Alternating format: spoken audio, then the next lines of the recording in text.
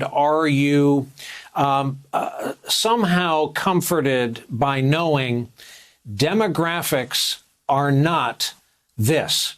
Demographics are going in the other direction. And so the base, while frothed up and enthusiastic, is by definition shrinking.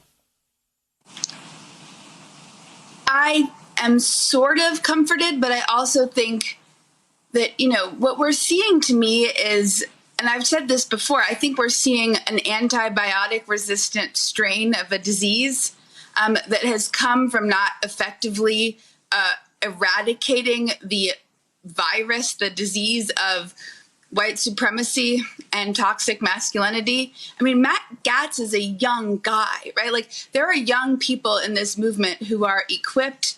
They are, you know, trained to speak like total nonsense and twist the truth into propaganda.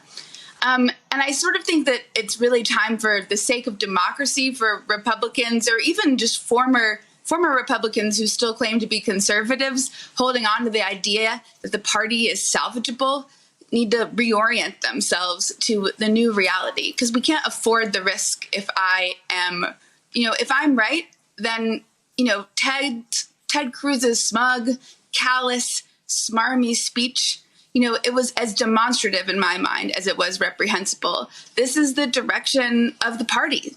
There is not enough gravitas or fortitude behind the scenes to right the ship. And I think that we have to figure out what we're going to do about that. Bill, to the point the professor just made about people who claim to be conservatives, we get the freshest news around here, so I want to play for you what just transpired on Fox News.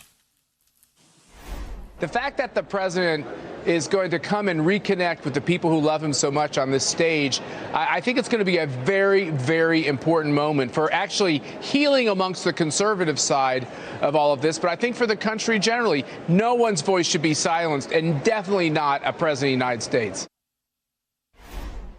So, Bill, that's Matt Schlapp, and they do nothing quietly. I keep hearing this extension of the word conservative, kind of an attempt at brand management. It occurred to me tonight, you are a damn conservative. How do you feel about others using that label?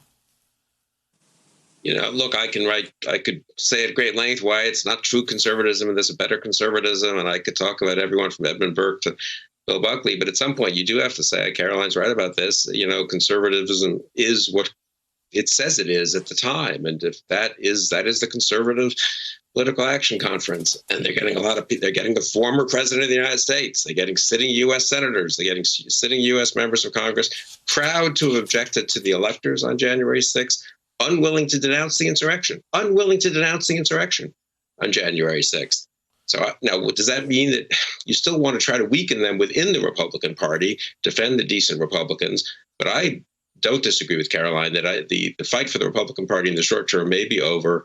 And I wrote a piece about this last week, that maybe we're all, people like me now are kind of the Republican wing of the Biden coalition, try to help President Biden govern successfully. Because you cannot afford to have that party that you're seeing a good chunk of on the stage at CPAC back in power.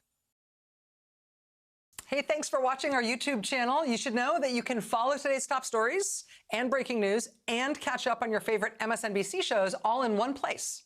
Download the NBC News app today.